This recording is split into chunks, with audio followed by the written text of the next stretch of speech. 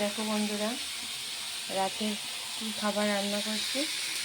পাতলা করে ডিমের ঝোল, কম মশলা দিয়ে। আগে ডিমটা ভেজে নিয়েছি, পেঁয়াজ আর আলু দিয়ে সামান্য একটু মশলা দিয়ে কষাচ্ছি।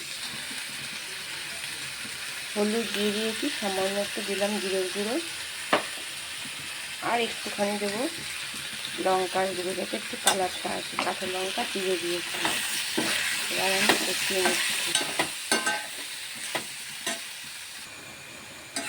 আলু দিয়ে মশলাটা কষানো হয়ে গেছে, এবার সামান্য একটু জল দিয়ে দেবো।